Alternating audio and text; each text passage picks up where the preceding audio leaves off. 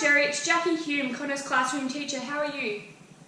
I'm good, thanks. Still pretty busy. How may I help you? I'm just calling to follow up some emails I've sent you about Connor's IEP meeting. Are you still available to come in for a meeting? Yeah, that should be fine. And that's where I don't know. Yeah, of course, that suits. I'll see you around 3:30. Is that okay? Yeah, no worries. Okay, thank you, Jerry. Have a good day. Jackie, thank you. Come in. Hello, Jerry. How are you? Yeah, good, thanks. Please take a seat. Good, thank you. Welcome. Thank you for taking time out of your very busy schedule to come and talk to me today about Connor's IEP meeting. I wanted you to make an appointment to talk about how Connor is going in school, and I wanted to create some goals to help him that we can both implement both at home and at school to really help him excel this year with his learning journey. How are you today? I'm actually quite upset. I don't understand why I need to be here and giving up my time. I'm a busy, important businessman, and I've only come to this meeting, Jackie, so I can tell you how you need to improve. I can see that you're upset, Jerry, and I understand this, and I want you to know that I am listening to you. But you as Connor's dad, you have a very important role within his learning journey and his schooling and overall achievement. Connor has shown some fantastic progress over the past 2 months. He is getting along quite well academically and is doing very well in his maths and literacy, and he's actually shown to be quite a very good artist. He's quite creative.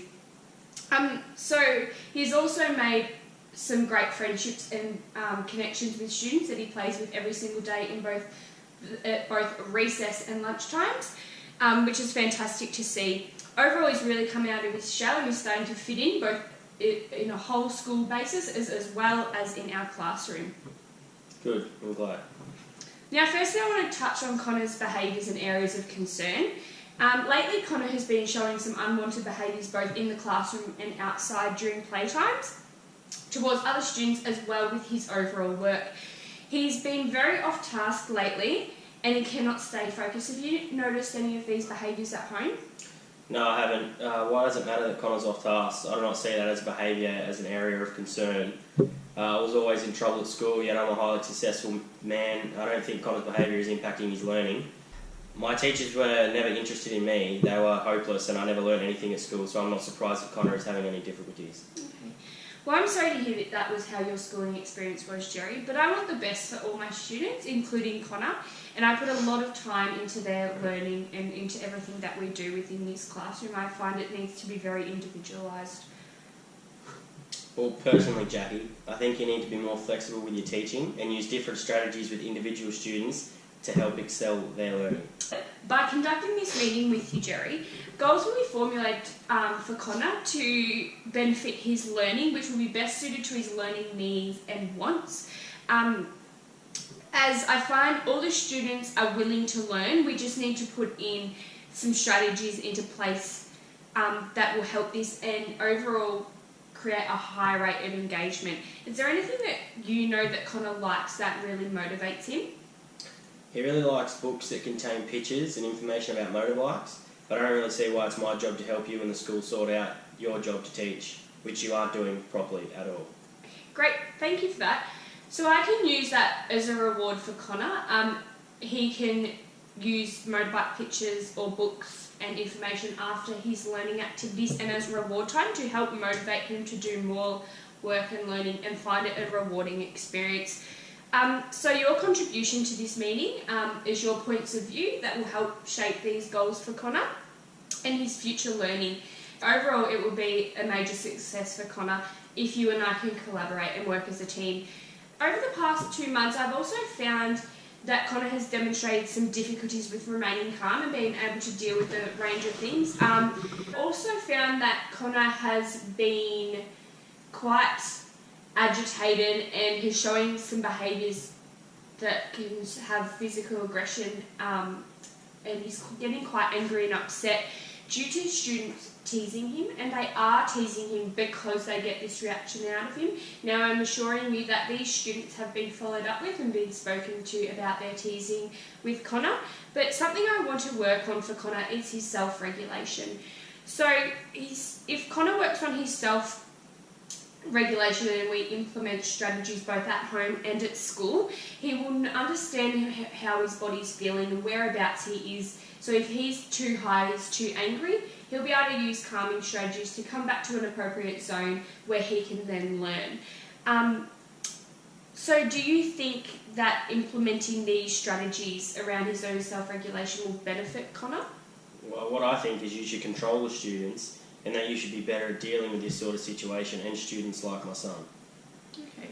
Well, I understand your view of teachers and I hear and understand what you are saying and what your points you were trying to get across, and I will definitely take that on board. Thank you for that. I feel that this is important for students to be involved within their learning, and Connor has shown some great potential towards this.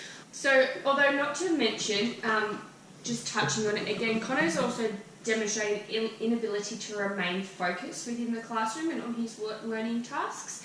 Does he demonstrate any signs of short attention span or poor receptive language at home that you can see? Yeah, he does actually.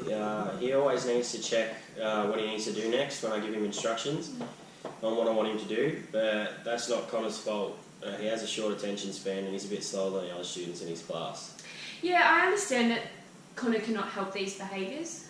Good, I'm happy you can see that.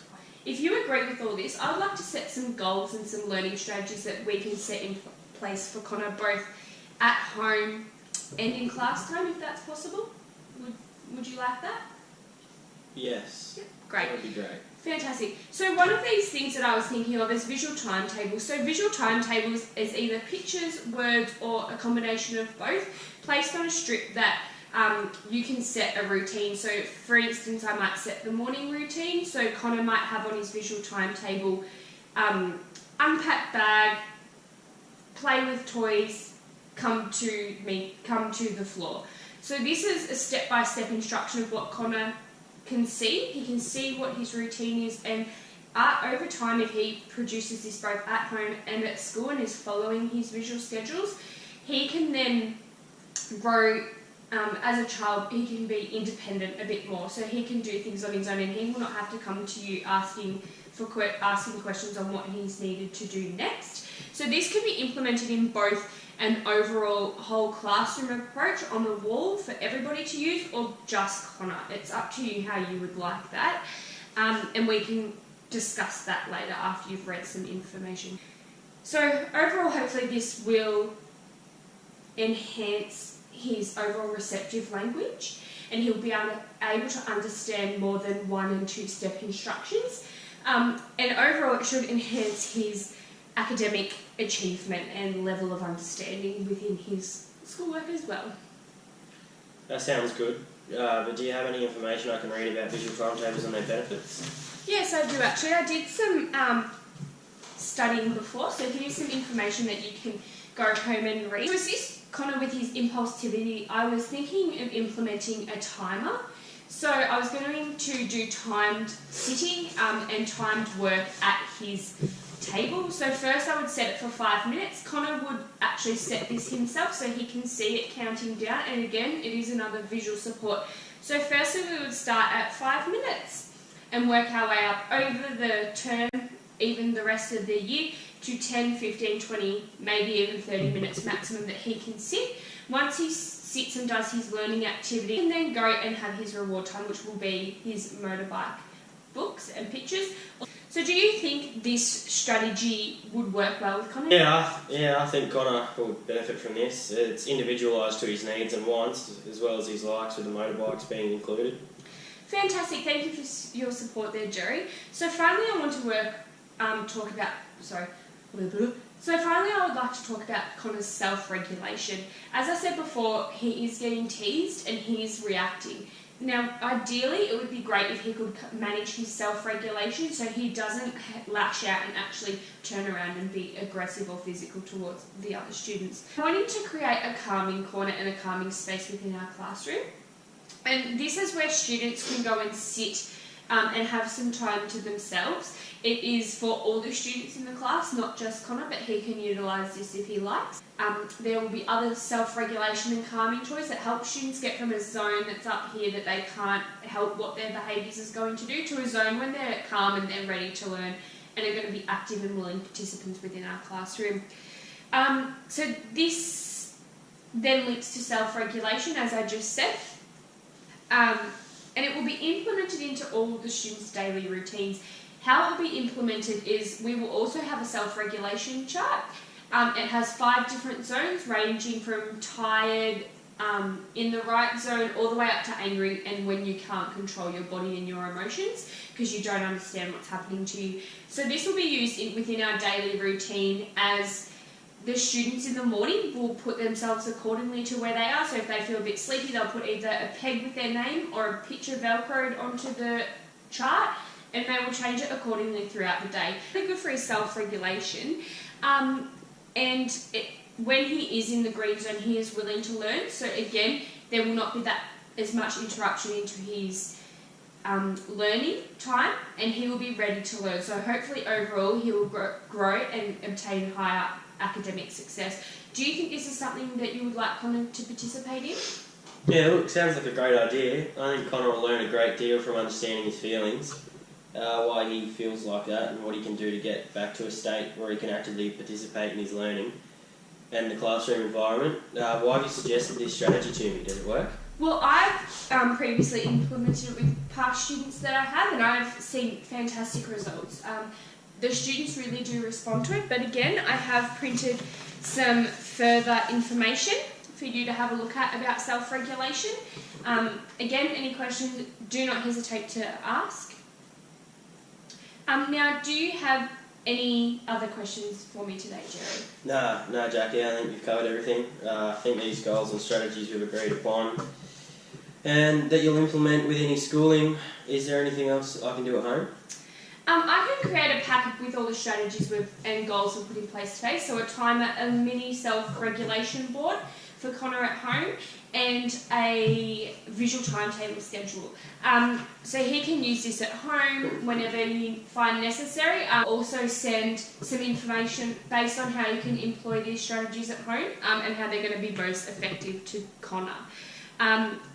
As if he is completing these goals at home as well and striving towards them with your help and my help here at school, we will work as a team and we will really help Connor to excel and strive and succeed with these goals this semester.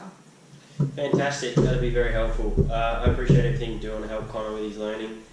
I'll read this info when I get a spare minute, and I'll email or give you a call if I have any questions. Thanks again, Jackie. Fantastic, thank you. Now, in 3 months, I would like a follow-up meeting just so we can go over and evaluate how Connor is going with his goals and what success he's having at home and having at school.